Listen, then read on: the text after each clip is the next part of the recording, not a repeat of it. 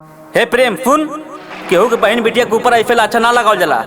कुल गलती तोरे भाई के बा, समझ ले। ए ललपटुआ, ज्यादा बोलबे तो गलफरिया धके चीर दे। हमरे भाई के नाम मत लिहा, तोहार बहन बड़की दूधे धोवल हाव। ये देखा, ज्यादा चिल्ला मत। हुए तो बोलवले रहना, तबे तो हम गइल रहनिया।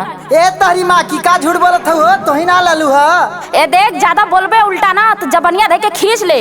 तू ही न बोलवले रहले हमके। आई हो राम, देखा भैया कितना झूठ बोलत हिया। बात मान कवनो ना गलती हमार हो, पीछे हमरा पड़ल रहे भयवा तोहार हो।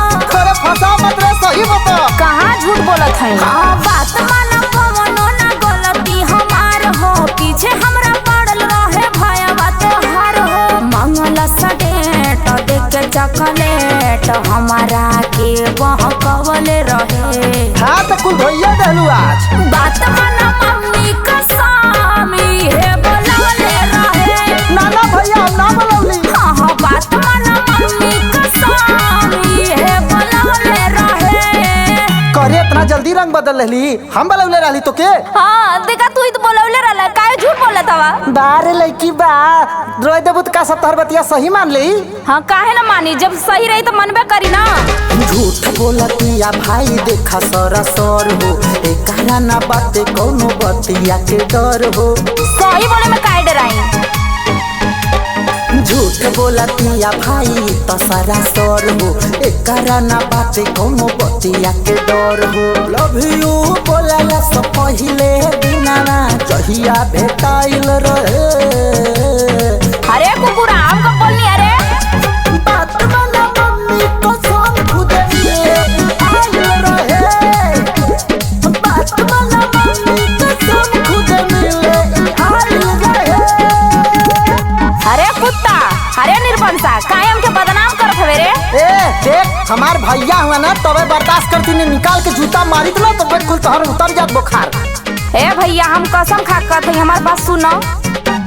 सूतल रही हम जाके छत पे, मैसेज तू कइला हो व्हाट्सएप पे।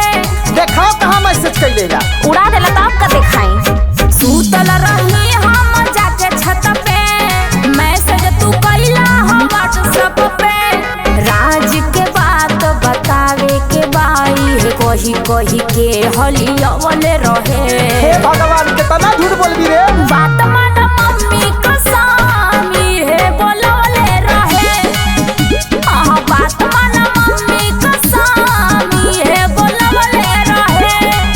हाँ तो तोहने दोनों का बात सुन के हमें तो यही लागता कि मट्टी तेल डाल के ताने के ऊपर दोनों जला दे। हम जानत रहनी एकर चल पहले से रहल, आखिर में बदनाम कइये देलस। हाँ तो हमार बड़ा नाम रोशन करत हई, अब बड़का सती सावित्री बनत हई ना। हमारा पे दोस्त न लगावा हो, अच्छा सामने ना करवा हो। अरे पहले सारा भवा कमाल रहे, अब रहुला से फसल बा, पूछा न रहुला से। हमारा पे दोस्त न लगावा हो, अच्छा सामने ना करवा हो।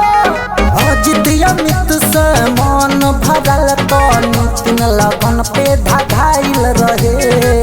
अरे कुत्ता, काहे हमके बदनाम करत हवे रे?